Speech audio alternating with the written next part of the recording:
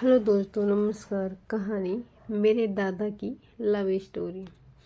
मेरे पास ना उसकी कोई तस्वीर थी, ना मैंने उसे देखा था। बस एक ख्याल था। राजू सुबह सुबह ही अपना बैग पैक कर रहा है। चेहरे पर मायूसी है, लेकिन जल्दी में भी है। इसलिए फ़ोन की घंटी बार बार बजने के बाद भी उसे नहीं उठा रहा है। शायद कुछ सोच रहा है। बैग भरने के बाद उसको फ़ोन की याद आई। फिर उसे ये भी याद आया कि शायद फ़ोन बजा था। उसने अपना फ़ोन ढूंढा, देखा तो उसमें उसकी बेटी के 5 मिस कॉल थे। राजीव ने उसे फ़ोन किया। राजीव: हाँ कनिका, बोलो। कनिका: पापा, मैं आपको कब से फ़ोन लगा रही थी, आप फ़ोन क्यों नहीं उठा रहे थे? राजीव: वो मैं थोड़ा बिजी था। कनिका: आप घर पर हैं या बाहर? राजीव: अभी तो घर हूँ, लेकिन निकल रहा हूँ। राजीव की बात पूरी होने के पहले ही कनिका ने बोलना शुरू कर दिया। कनिका: घर ही रहना, मैं आ रही हूँ। राजीव: आ रही हो? लंदन से ऐसे अचानक क्या हुआ? राजीव की बेटी कनिका लंदन में पढ़ाई कर रही थी। कोर्स पूरा होने के बाद उसने वहीं प्रैक्टिस भी शुरू कर दी थी।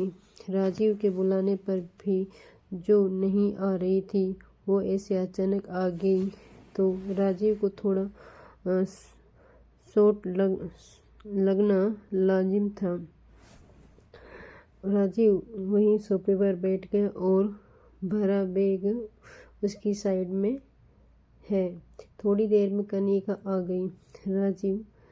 राजीव: क्या हुआ, तुम अचानक कैसे आ गई? कनिका: पापा, अभी आप मुझे से कुछ नहीं पूछिए। आपको अगर मेरे यहाँ आने से कुछ प्रॉब्लम है तो मैं कहीं और चली जाती हूँ। राजीव: कैसी बात कर रही हो?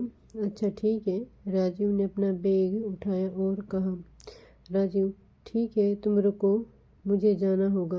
कनिका: कहाँ? राजीव: पापा को मिलने जाना है। यह बोलते समय उसकी आंखों में जो उदासी थी, उससे कनिका कुछ समझी। कनिका: मैं भी आती हूँ। राजीव हल्का सा मुस्कुराया। दोनों निकल पड़े। कार में बैठ करीब 6 घंटे लगे उन्हें वहाँ पहुँचने में। राजीव के पिताजी अपने पुराने घर में ही रहते थे।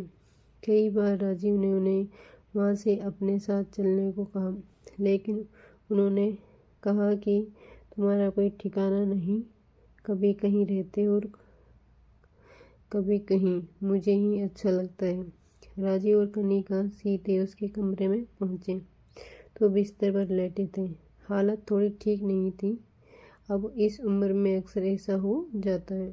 कनिका दादाजी सीधा दादा से लिपट गई। दादा: अरे मेरी बच्ची, अच्छा हुआ तो आ गई, नहीं तो मुझे लगा कि क्या पता अब तुझे देख पाऊंगा या नहीं। राजीव: कैसी बात करते हैं पापा? कनिका: दादाजी, मुझे कुछ बात करनी है आपसे। दादाजी: हाँ बोलो मेरी बच्ची। तब कनिका ने अपने ब्रेकअप के बारे में दादाजी को बताया। राजीव भी वहीं खड़ा सुन रहा था। उसे भी पता चल गया कि उसके यहाँ आने का कारण क्या था। ये सब सुनने के बाद दादाजी क्या तुम आजकल के बच्चे प्यार करते हो?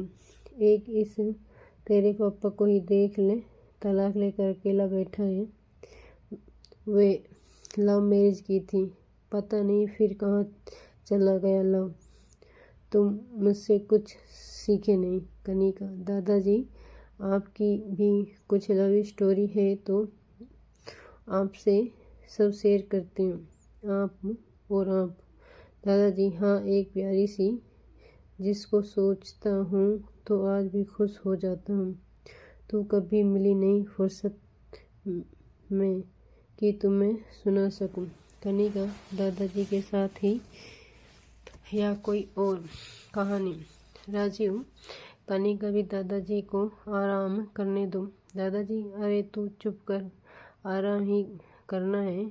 अब मुझे जब तक हूँ तब तक बात करने दे। दादाजी ने कनिका को अपने पास बैठने को कहा और अपनी कहानी सुनाना शुरू कर दिया। हमारे ज़माने में माता पिता शादी के पहले पूछते नहीं थे। यहाँ तक कि हमको भी नहीं पता था कि हमारी शादी की कोई बात चल रही। जल्दी ही शादी हो जाया करती थी। बर्थडे ये सब कौन याद नहीं रखता था, इसलिए उम्र का सही अंदाज़ा नहीं होता था। ये पता होता था कि होली का डंडा जब गड़ा था तब तो 2 महीने का था। ऐसा हमारे माता पिता हमको बताते थे। ऐसे ही एक दिन पिताजी हमको बैलगाड़ी में बैठा कर ले गए। साथ में माँ भी थी और मेरे सभी 6 भाई बहन। बैलगाड़ी में जाना भी उस समय बड़ी बात थी। सुबह से हम लोग खुश हो जाया करते थे कि आज तो बैलगाड़ी में जाएंगे। पिताजी ले गए और अपने एक दोस्त के यहाँ। हम तो ये भी पता था कि उनके किसी दोस्त से मिलने जा रहे हैं। वहाँ पहुँचे तो देखा तो उनकी हालत भी कोई ज़्यादा अच्छी नहीं थी। बड़ा था उनका और छोटा सा घर। गुड़ और पानी देकर स्वागत किया। हमको भी मिला। हम सब भाई बहन और उनके यहाँ के भी कुछ मिलकर खेल रहे थे। अरे पिताजी ने कहा कि श्याम बेटा इधर आ। मैं वहाँ आ गया तो मुझे बोला, जा इस पाटे पर बैठ जा। कनिका ने बीच में टोका, कनिका पाटा क्या होता है? राजीव, लकड़ी का पटिया बैठने के लिए होता है। दादाजी ने फिर अपनी कहानी शुरू की। मुझे बैठने को कहा तो मैं बैठा। तो उसके बाद उनके दोस्त आए, मुझे टीका लगाया और 1 रुपया और नारियल लाल कपड़े के साथ मुझे दे दिया। मेरे पापा खुश थे। माँ अंदर कमरे में थी। सारी महिलाएं वहीं। मुझे जितना दिखाई दिया वहाँ भी किसी को नारियल दिया। इतना बड़ा तो मैं ही हो ही गया कि सब कुछ समझ जाऊँ। मैंने पहले भी सुना था कि फलाने ने फलाने को नारियल देकर रोका कर लिया। मुझे अब समझ आ गया था कि मेरी शादी होने वाली है। बस फिर उछल कूद बंद और एकदम से मैं सयाना बन गया। वहीं बड़ों ने शादी की तारीख 1 महीने बाद की तय भी कर ली। कनिका ने फिर भी टोका, कनिका वो दादी थी। दादाजी, थोड़ा सब्र कर, अभी तुझे धीरे धीरे सब पता चल जाएगा। दादाजी ने फिर कहानी को आगे बढ़ाया। वहाँ से आए तो शादी की तैयारियां शुरू हो गई थी। गोबर से घर को लीपना, खटिया बांधना और भी कुछ छोटा मोटा जो बन सकता था और जो होता है वही सब ख्याल। लड़की से बात करना तो दूर, तस्वीर तक नहीं देखी थी। बस माँ बाप ने देखा, उन्होंने ही तय कर लिया। मुँह दिखाने की रस्म का मतलब हमारे ही ज़माने में था। अब करीब 5 दिन ही रह गए थे शादी में। पिताजी ने 2-4 बैलगाड़ियाँ कर ली थी, लेकिन फिर एक सुबह कुछ खुसर फुसर सुनाई दी। किसी ने आकर जानकारी दी कि तुम्हारी बहू का पेट टूट गया। उस समय कौन जाता था डॉक्टर के पास? इतना पैसा भी नहीं था। वैद्य जी जो बोला किया। उन्होंने तो चलने की कोई जिम्मेदारी नहीं ली थी। कहाँ कब चलेगी पता नहीं, चलेगी या नहीं ये भी पता नहीं। कुएं की मुंडेर से गिरी थी। नीचे टूटा मटका था, उस पर जाकर घुटना लगा। घुटना 2-3 भागों में टूट गया था। माँ को सभी महिलाएं बोल रही थी, शायद तुम्हारे भाग में नहीं है, अब शादी को मना कर दो। पहली शादी है, तुम्हारी भी उम्मीद है। और अगर नई बहू आकर बिस्तर में ही पड़ पड़ी रहेगी तो क्या मतलब ऐसी शादी का। माँ ने मन बना लिया था कि अब शादी नहीं होगी। कनिका ने फिर बीच में टोका, कनिका मतलब वो दादी नहीं थी। दादाजी सिर्फ हंसे, बोले अब तू आगे सुन। उसी शाम को उनके दोस्त लड़की के पिता हमारे घर आ गए। आकर बैठे, पिताजी के आगे हाथ जोड़े और कहा कि माफ़ करना, लेकिन अब ये शादी नहीं हो सकती। हमारी लड़की चलेगी कि नहीं ये पता नहीं। हमें आप लोगों को अंधेरे में नहीं रखना चाहते। अंदर कमरे में माँ सुन रही थी, मैं उसके साथ ही था। उस वक्त उनके चेहरे पर जो राहत थी वो मन साफ साफ देखी। मैं तो बता भी नहीं सकता कि किस हाल में था। बिना देख ही मेरी शादी पक्की हुई और अब टूट भी रही। सपने देखने के लिए भी एक चेहरे की ज़रूरत होती।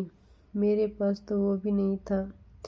बस अपने ही ख्याल में एक चेहरा बनाया, उसी से शादी का ख्याल किया और अब उसी से टूट जाने का ख्याल भी करना पड़ रहा था।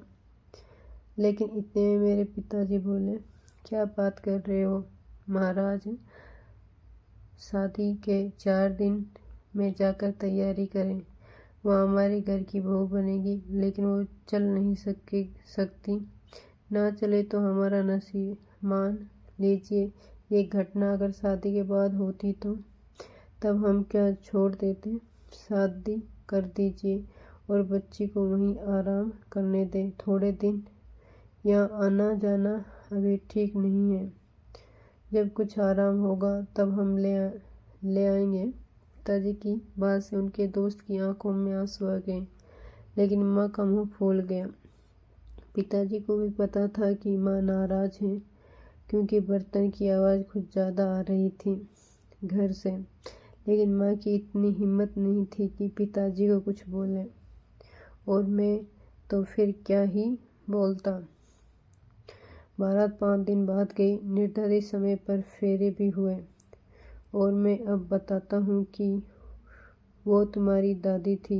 मेरे साथ फेरे न सिर्फ तुम्हारी दादी ने लिए, बल्कि उनके पिताजी यानी कि मेरे ससुर ने भी लिए, उसको गोद में उठाकर। कनिका अब शांत और चेहरे पर मुस्कान लिए सुन रही है। कनिका, फिर दादी घर कब आई?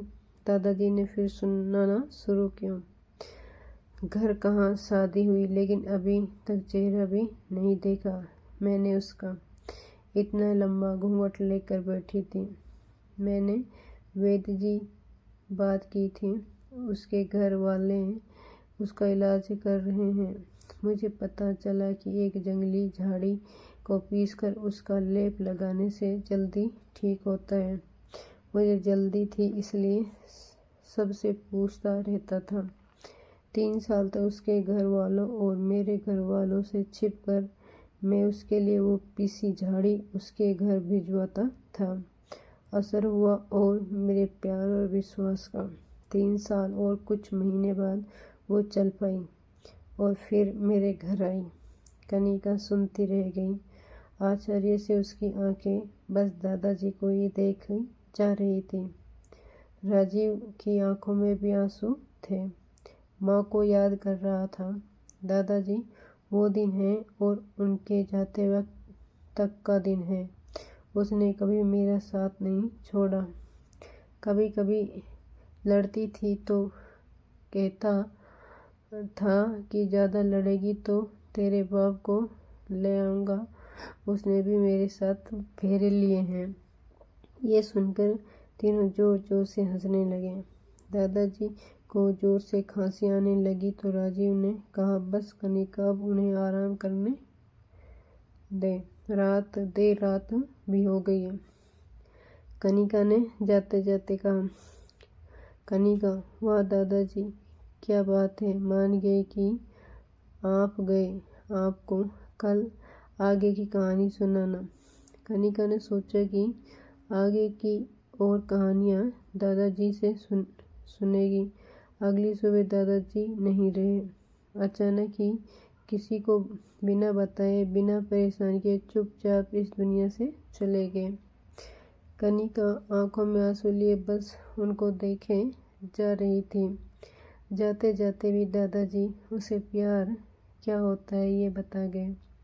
ये कहानी पूरी तरह से काल्पनिक है। इसके पात्र, घटना, स्थान, नाम की काल्पनिक है। इसका किसी के जीवन से मेल खाना महज एक संयोग होगा। कहानी का उद्देश्य केवल मनोरंजन करना है। कृपया इसे उसी तरह से लिया जाए। अगर दोस्तों कहानी पसंद आई हो तो लाइक, शेयर, सब्सक्राइब जरूर करें।